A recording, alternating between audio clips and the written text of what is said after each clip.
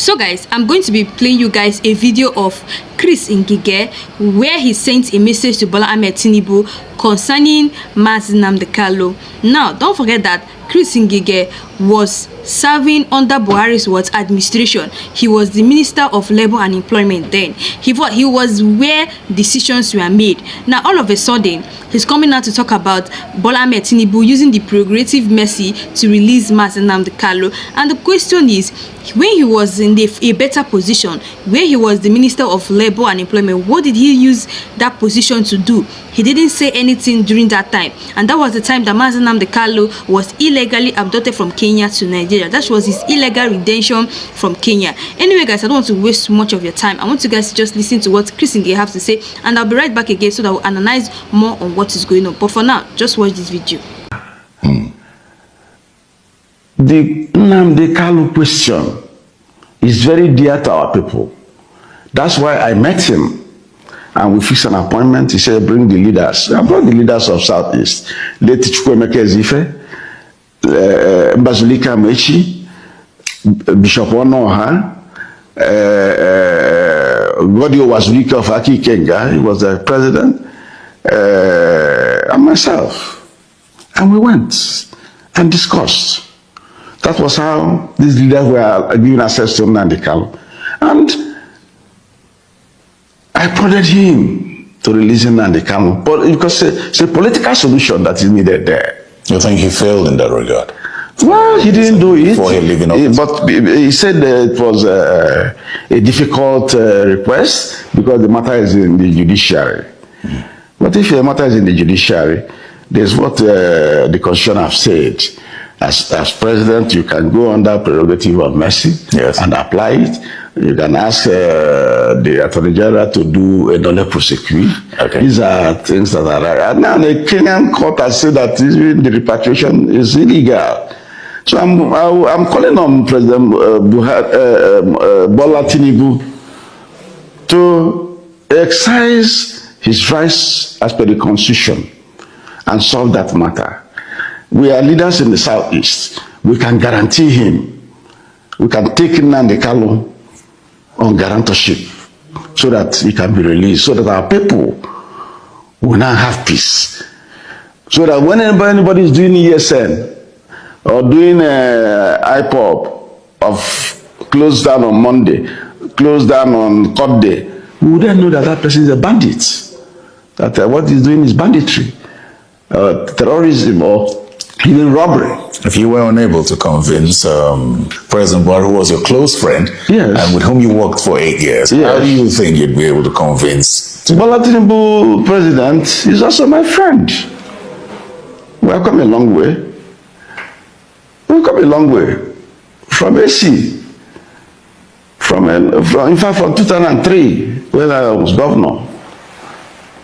I had known him when he was a senator. And you're still close till this moment? I'm friend, but I'm not a part of the government, so I don't go to Villa. Why is that so? No, I'm doing other things. Well, I just came back. Relationship with him. Yes, yes. Okay. So I'm advising him that this is where my former boss failed, for reasons best known to him. You know, he's a soldier.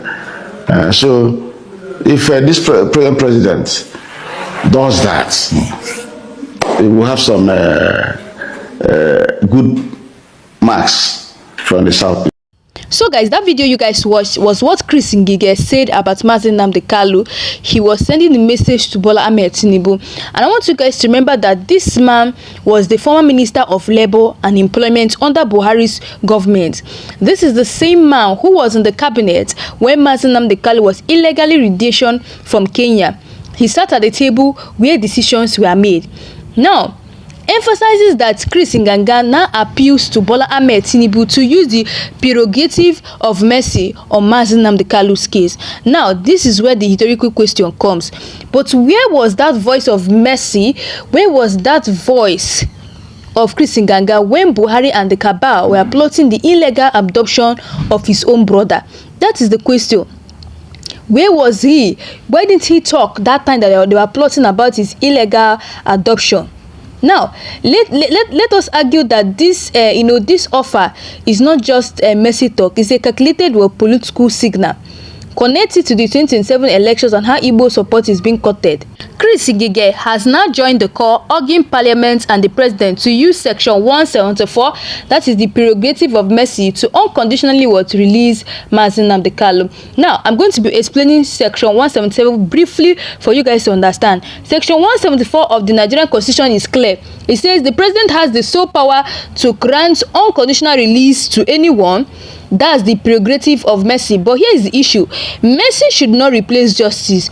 Justice means correcting an illegal act, not just pardoning it. Now, connecting to the Kenya court ruling, every legal body, including Kenya's own judiciary, has declared that what the Nigerian government did to Nnamdi Kanu was illegal under Nigeria's constitution.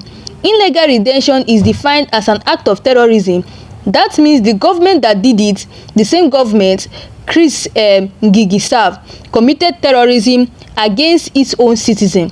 So guys, I want you guys to actually drop a prayer for Nnamdi Kanu in the comment section, and also type freedom, Nnamdi Kanu must be released. And also, I want you guys to also type freedom if you believe justice cannot be buried under political games, because this is no longer politics. This is a man's life, and the constitution itself is on trial. Now, we are not against him calling for freedom. We are not against Chris Ngige calling for freedom. We welcome every voice, but we must ask, is this true repentance or just political positioning now that 2027 is drawing close?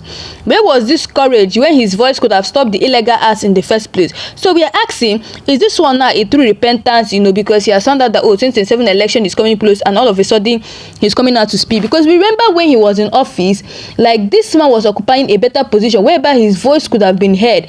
And that time, that was when they were planning the illegal adoption of his own brother. Now all of a sudden he's coming out to speak. Now, when the stress that being silent in 2021 when the illegal redaction happened, Chris Ngige became complicit. When you sit in a cabinet that commits a crime and you say nothing, you share in that crime. Silence is neutrality, it's endorsement. So Chris Ngige's silence during Buhari's era is part of what kept Nnamdi Kanu in DSS cell for years. Now, why now? The question is, why now? Why wait until Tinubu holds the reins to start quoting Section 174 for them? Why not in 2021, in 2022, or even early 2023 when Buhari was still in power? This suddenly smells of political convenience and not consciousness. Any Igbo man sat at the table when another Igbo man was illegally adopted and tortured for speaking truth to power. That betrayal caused deeper than any enemy action because it came from within. Now, this Section 174 is talking about the prerogative of mercy. Is not the same as the justice. Mercy for criminals who are guilty but forgiven. Justice is for the innocent who should have never been touched in the first place. Nnamdi Kanu deserves justice, not mercy.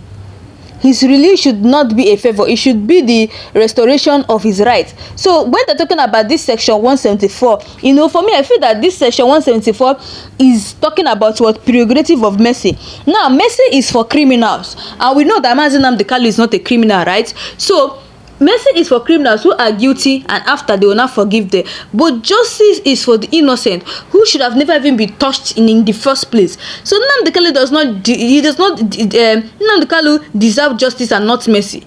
It is justice that Nnamdi Kanu would deserve. So being silent, it shows negligence. Being silent because Chris Ngige has been silent all the time when Buhari was in administration. So why didn't he use that particular point when Buhari was in office to talk? Now all of a sudden he's coming out to tell us that he's asking Bola Ahmed Tinubu to use the prerogative of mercy to release Nnamdi Kanu. Tell me if this is not a status of 2027 election. Now let me reference to international law, highlighting that illegal detention violates not just Nigerian law but international treaties. Under the African Charter and the UN Convention Against Torture, what was done to Nnamdi Kanu is a serious human rights violation. Chris Ngige was a minister during that time. Why did he use his office to speak to the international community? Now the courts are dragging the case endlessly. Omotosho is delaying justice, and we are still shouting for release. All of this could have been avoided if the cabinet that Chris Ngige belonged to had obeyed the law in 2021. Now, let us turn it into an interactive section. I want to ask you guys this question. Do you believe Chris Ngige is sincere, or is this another political chess move? Or do you think it's another political chess move? So guys, I want you guys to type in the comment section We need justice and not mercy. Mazi Nnamdi Kanu deserve justice and not mercy. Mercy are for criminals. Mazi Nnamdi Kanu is not a criminal. In fact, he's not even supposed to be touched at any point. So it is mercy that we all demand for Mazi Nnamdi Kanu. That is what I want you guys to type in the comment section. So many people have started saying it that Chris Ngige is actually coming, using this opportunity because of 2027 election that is coming up. So he now wants to talk, because people have been saying it was a whole 3 years or a whole 4 years that Buhari was in tenure. Why didn't he come out to say anything about it? Now let us stress that the Kenya High Court ruling nullifies everything the Nigerian government did. The Kenya court did not just say the rendition was wrong; it said it was illegal. That verdict automatically makes every charge against Mazi Nnamdi Kanu void. Chris Ngige knows this. Yes, he talks about mercy instead of what demanding justice. Why is he avoiding the legal truth? Emphasizing the irony in the government calling Kanu a terrorist while committing an act the constitution was cause terrorism. They labeled Nnamdi Kanu a terrorist, yet the same constitution says illegal retention is an act of terrorism. Who then are the real terrorists? The man who spoke or the government that broke its own law? This is not just a plea, it's a signal. Chris Ngige is trying to reposition himself politically ahead of 2027, using Nnamdi Kanu's name as a bargaining chip. It's a dangerous game when a man's freedom is at stake. This was not a small man in government. Chris Ngige was part of Buhari's core ministers. He had access to the Federal Executive Council, the President, and the DSS reports. If he claims he did not know about the retention, he's lying. If he knew and stayed silent, he is actually guilty. So the fact he even stayed silent through all those whiles, that means he is guilty. Because someone who is not guilty will always want to speak out during that time. So let us use this Igbo loyalty question. Is power thicker than blood? Because an Igbo man in the cabinet chose silence over defending another Igbo man being illegally tortured. That is not politics, that is what betrayal. If section 174 is used there, it will look like a presidential favor and not a legal obligation. That sets a dangerous precedent. Government commits a crime, then another president pardons it, and the cycle was continue. So justice is now what being erased. So if Chris Ngige is not speaking, it is because of the pressure from the people. Your voices, protests, and social media campaigns are forcing even those who were silent to speak up. Don't stop. The fight is being won by ordinary people and not politicians. So Bola Ahmed Tinubu, this is on you now. Section 174 is not a privilege you can choose to grant it. It's a constitutional tool to correct an injustice. The world is watching how you handle this case. So guys, that's all we have for today. I want you guys to drop your comment below, and also please don't forget to type in the comment section free Mazi Nnamdi Kanu, justice is what we need and not mercy. And see you guys again in my next video. And also please don't forget to share this video, like, and subscribe if you're new to this channel. And also don't forget that this channel actually brings you the latest updates on Mazi Nnamdi Kanu. So guys, thanks for watching.